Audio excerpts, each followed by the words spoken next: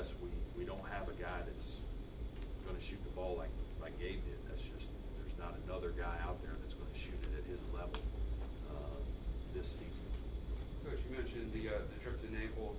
Beyond the playing experience, how much of a bonding experience that will be for your team? You had that when you went to Spain, but didn't go anywhere this summer. Yeah, I think it provides a great opportunity to continue to get closer. This will be a much different experience. When we make our trips to Spain and Italy, the basketball is important, but it's really secondary to the life experience. We always take a class in conjunction with it. So, you know, we really delve into culture and try to make it an educational opportunity for our guys. And certainly, like, we're not watching film over there. We don't really walk through and all those kinds of things. When we're playing, you know, next summer, it'll be more about basketball. And so it'll be a little bit of a different situation. There'll be many more games in a short amount of time, and there's less travel.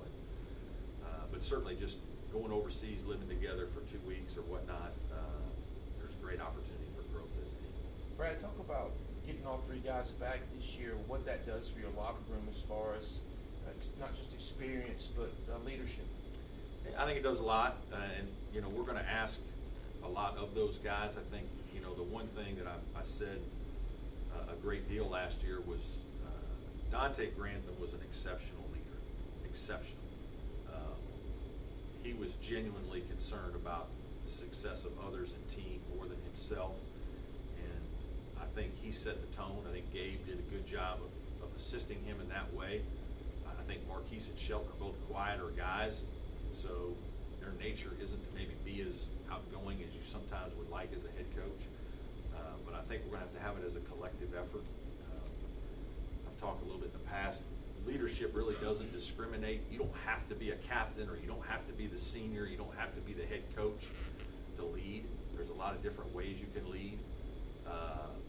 And we need young players to get involved in that as well, because some of our older guys, although good players and are going to lead by example, they're just not quite as vocal as you would like sometimes. And sort of Amir Sims and some other guys need to show some things. But what you've seen so far out of those guys, and they've tried to be more vocal so far, is just the way they approach it. Marquise approaches his business very professionally. He comes in and works. His attention to detail is good. Shelton, I think, has been good in the way he's approached things. Weight room, individual workouts, competitive nature of what we're doing things, conditioning, evolutions, these team activities that we do. Those guys have done a really good job. And because they're really good players, they have the respect of the young players immediately. And I think that's where some of the credibility comes from, just right out the gate. Is just these guys are really talented. They've proven themselves at this level. Let's see what they do as a young player and try to emulate them. Brad, what's the feeling like in the offices now and thinking about school this year? How different is it from years past coming off the success last year? It's not a lot different.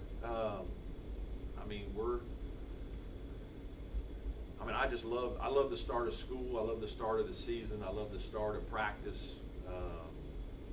Some of my favorite time of year is late September, early October, when you're practicing and you're just day after day with your guys, and you're building team, and you're defining roles, and you're trying to figure out how to get your guys to play together and play as best they can. And so that part of it I love. And it's not a lot different right now. It was nice, going out in the recruiting this summer and in the spring at IPTE events, and getting patted on the back for a good season, job well done. We all appreciate that, but that's not why we do it. That's not why I do it. I do it because I love my players. I love working with my players. I love seeing them grow, and this is an exciting time of their lives. They just love the beginning of every season, and it's a chance for you with big dreams and big opportunities to take big steps forward, and a lot of kids do. And so to be a part of that and sharing that is what really gets me going and is exciting. Coach, what are your thoughts on the new NBA rule? I imagine it's a positive for the players, but makes their life a little bit more difficult Yeah, you're talking about going to the combine and coming back. The NBA draft. Yeah. Yeah, there's no great way that's going to work for everybody. It's just, if there's going to be, it's going to hurt the schools and help the kids, which is fine.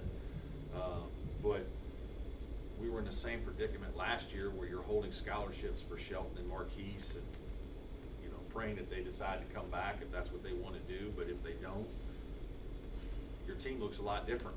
And now, you know, with them having the opportunity to go into the combine and you know, then not get drafted, I mean, it just delays it even more. So it gives the student athlete a little bit more time to make an educated decision, which I think is good.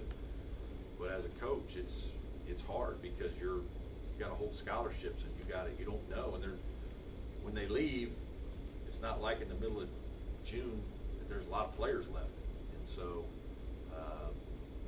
you know, that's hard. But I think it's probably in the best interest of the student athlete. It's just another tough situation for schools. We could find ourselves in that in a year or two. Another year at the Big Ten Challenge, and your out-of-conference schedule this year includes Mississippi State and a trip to the Grand Cayman Islands to play Akron. Can you talk a little bit about the out-of-conference schedule and that trip to the Grand Cayman Islands? Yeah. You know, I think we've done a good job the last couple of years of trying to challenge ourselves. Obviously, Ohio State and Florida last year. You know, Florida was a sort of semi-neutral game.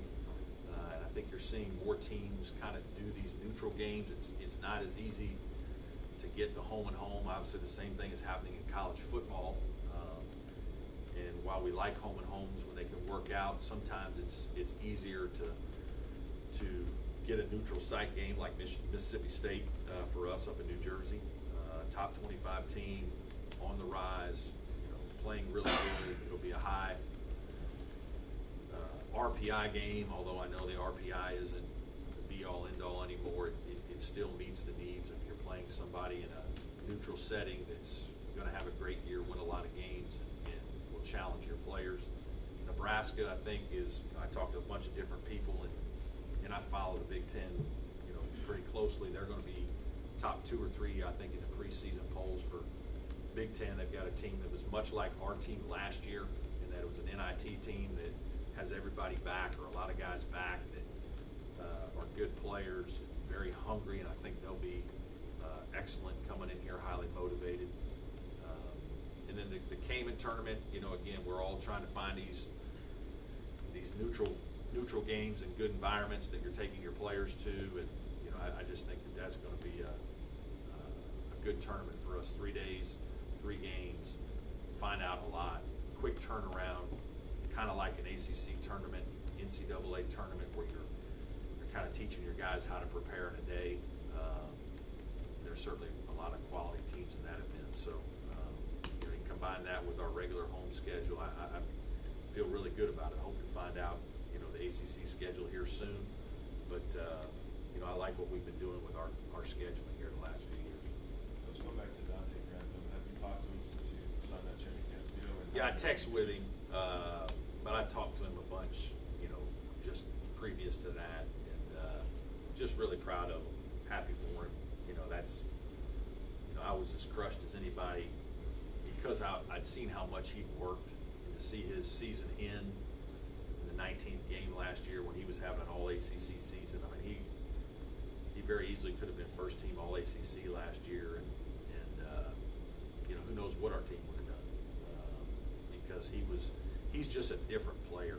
I mean, he's 6'8", that can play like a guard, and he was playing with confidence, and his versatility.